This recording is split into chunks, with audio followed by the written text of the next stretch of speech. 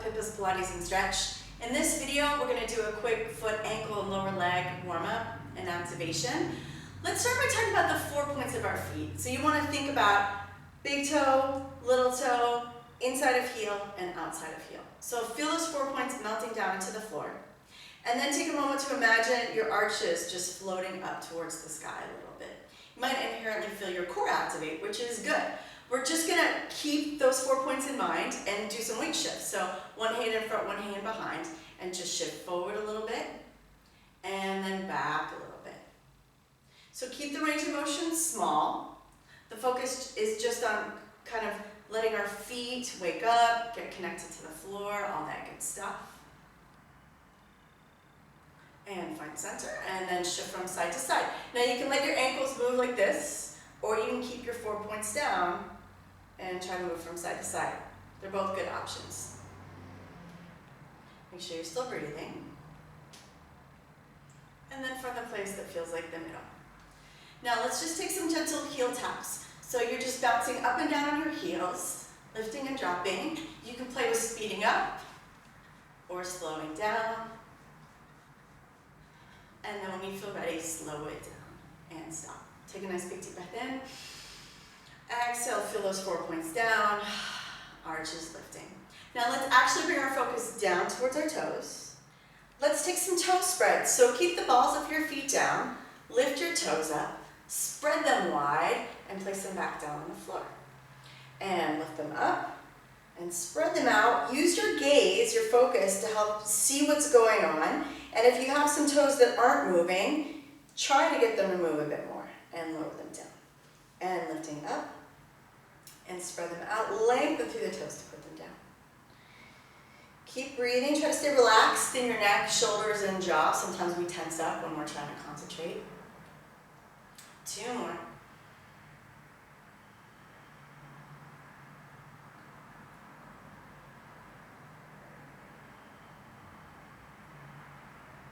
Good. Okay. Checking in with our 4 points. Now we're going to take some really gentle heel hovers. So stay connected in the forefoot. Inhale. As you exhale, imagine somebody has a hand underneath each heel, and you're just hovering your heels straight up to the sky. Feel your calves kind of kick in, and then suspend on the way down. And think of lifting underneath those heels, floating the crown of the head and the tips of the ears straight up to the sky, and then lengthen to come down. And hovering up and down.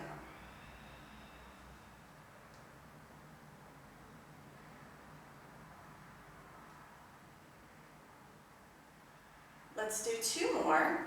If you're feeling really challenged with your balance, you could always hold on to a chair, the edge of a counter, or a wall.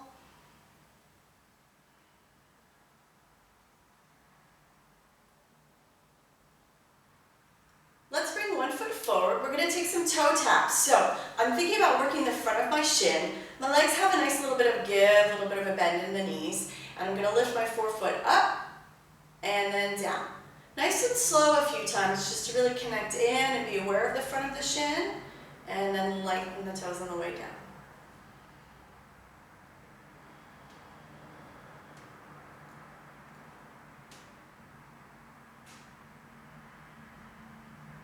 And then speed it up a little bit. A little bit faster again.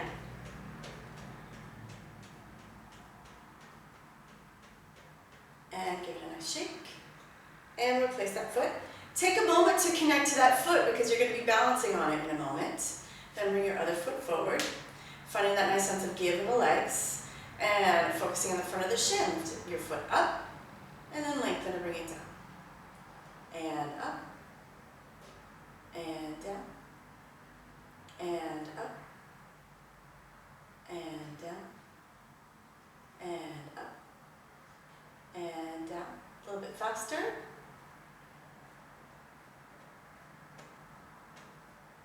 Faster again.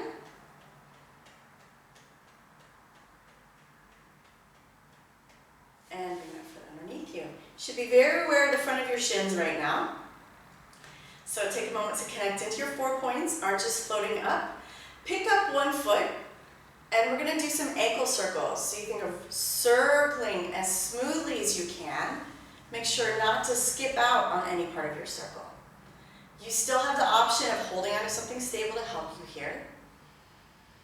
Keep breathing deeply. And let's reverse and go the other way.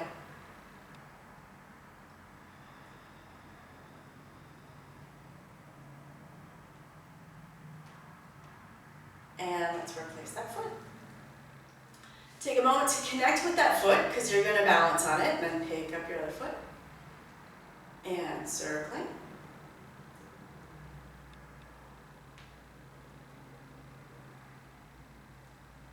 Let's reverse and go the other way.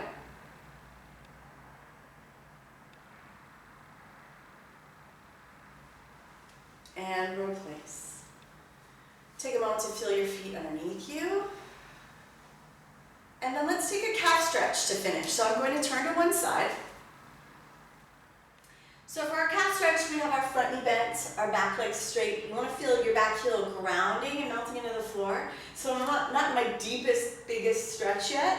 I'm just nice and connected to the floor. Start off with your hips square, zip up in your belly, and keep that heel grounded as you start to swivel your hips from side to side.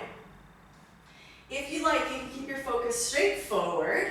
It makes it easier to balance. You could also hold on to something in front of you, something stable.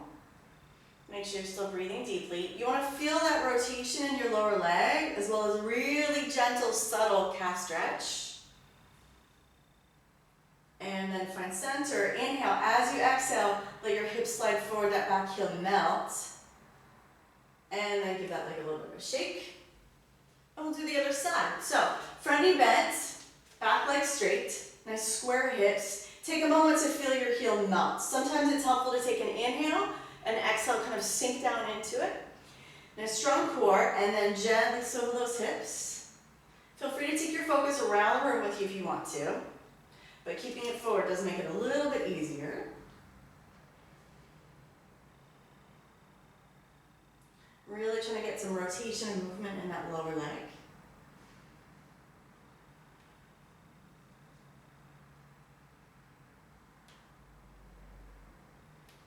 Find center. Inhale, as you exhale, sink a little bit deeper into your stretch. And then give your legs a little bit of a shake as you come out of that. Let's finish by feeling our feet underneath us. So just take another moment to check in with your 4 points, your arches floating up, a little bit of core engagement. Inhale, shrug your shoulders up. Exhale, let them float down. And you're done. If you'd like a longer, more comprehensive workout, please feel free to check out the video for sale on my website. Thank you.